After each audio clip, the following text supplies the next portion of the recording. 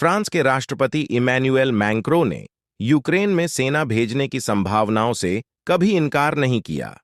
वह लगातार ये कहते रहे कि यूक्रेन की मदद को कम किया गया तो लगेगा कि हम रूस की चेतावनियों से डर गए। अब फ्रांस की ओर से सेना भेजे जाने की संभावना के बाद तो नाटो और रूस के बीच तनाव एक बार फिर बढ़ गया है। पुतिन की चेतावनी के बीच फ्रांस के सैनिक यूक्रेन जाने के लिए तैयार हैं। खुद फ्रांसीसी सेना के प्रमुख chief of staff general Pierre शिल ने इसकी पुष्टि की है।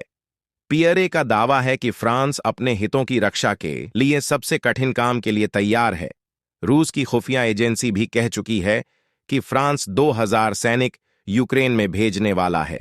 ऐसे में फ्रांस के सैनिकों का अचानक यूक्रेन जाना दुनिया के कई देश पचा नहीं पा रहे, खास तौर से वे जो सीधे तौर पर रूस यूक्रेन युद्ध से प्रभावित हो रहे हैं। कुछ देश इसे वर्ल्ड वॉर 3 की आहट मान रहे हैं, तो कुछ परमाणु युद्ध की संभावना से भी इनकार नहीं कर रहे। रूस के राष्ट्रपति व्लादिमीर पुतिन ने पिछले दिनों अपने सालाना संबोधन में ही यह साफ कर दिया था कि अगर पश्चिम ने रूस की संप्रभुता चुनौती दी तो परिणाम घातक होंगे। इसी संबोधन में पुतिन ने यह भी कहा था कि अगर नाटो ने यूक्रेन में सेना भेजी तो न्यूक्लियर वॉर का खतरा बढ़ जाएगा। पुतिन यहीं नहीं रुके थे, उन्होंने कहा था कि इससे पहले भी जिन्होंने हमारे देश में सेना भेजी है उनका हश्र बुरा हुआ है। अगर किसी ने भी ऐसा करने की हिमाकत की तो उसे गंभीर परिणाम भुगतने होंगे। फ्रांस के राष्ट्रपति इमैनुएल मैक्रों ने यूक्रेन में सेना भेजने की संभावनाओं से कभी इनकार नहीं किया। वह लगातार ये कहते रहे कि यूक्रेन की मदद को कम किया गया तो लगेगा कि हम रूस की चेतावनियों से डर गए।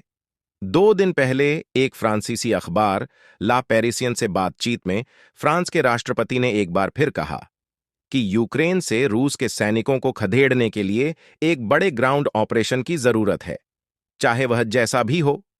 उन्होंने यह भी कहा था कि फ्रांस में इतनी ताकत है कि वह ऐसा कर सकता था। इसके बाद उन्होंने जर्मनी और पोलैंड के नेताओं से मुलाकात की थी। इसमें भी उन्होंने कहा था कि ये तिकड़ी रूस को भी जीतने नहीं देगी क्योंकि हम यूक्रेन के साथ खड़े हैं। पुतिन दुनिया के एकमात्र ऐसे नेता नहीं हैं जो फ्रांस की इस हरकत को वर्ल्ड वॉर 3 की शुरुआत वाला कदम बता रहे हैं। असल में दुनिया के अनेक नेताओं का यही मानना है। उनके दुश्मन यूक्रेन के राष्ट्रपति वोलोदिमिर जेलेंस्की भी कुछ ऐसा ही मानते हैं। हालांकि उनका तर्क दूसरा है। जेलेंस्की का कहना है कि यदि यूक्रेन रूस को हराने में असफल रहा तो तीसरा विश्व युद्ध शुरू हो जाएगा। पूर्व अमेरिकी राष्ट्रपति डोनाल्ड ट्रंप ने तो खुलेआम फंड रेजिंग के लिए भेजे गए ईमेल में बाइडेन को सबसे कमजोर राष्ट्रपति बताया और कहा है कि बाइडेन ने अमेरिका को तीसरे विश्व युद्ध की संभावना जता चुके हैं और इससे बचने की कोशिश करने की बात भी कह रहे हैं। नाटो महासचिव जेन्स स्टोल्टेनबर्ग भी यह कह चुके हैं कि अगर चीजें गलत हुईं तो युद्ध भयानक रूप से गलत हो सकता है। टेस्ला के सीईओ एलन मस्क ने भी चेतावनी दी है कि इजरायल हमास के बीच चल रहे संघर्ष के कारण अमेरिका और पूरी मानव सभ्यता खतरे में है। संयुक्त राष्ट्र महासभा के अध्यक्ष डेनिस फ्रांसिस भी हाल ही में कह चुके हैं कि रूस और यूक्रेन के बीच चल रहा संघर्ष एक वैश्विक युद्ध को जन्म दे सकता है।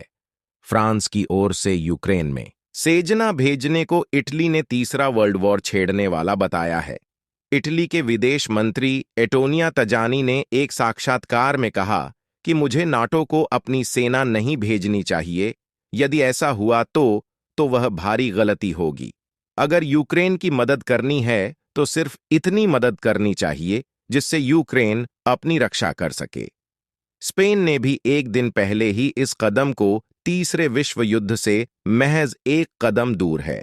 स्पेनिश मीडिया एल पेस के मुताबिक मॉस्को लगातार रूस के खिलाफ किए जा रहे यूक्रेन के संघर्ष को अमेरिका के नेतृत्व वाले छद्म युद्ध मान रहा है।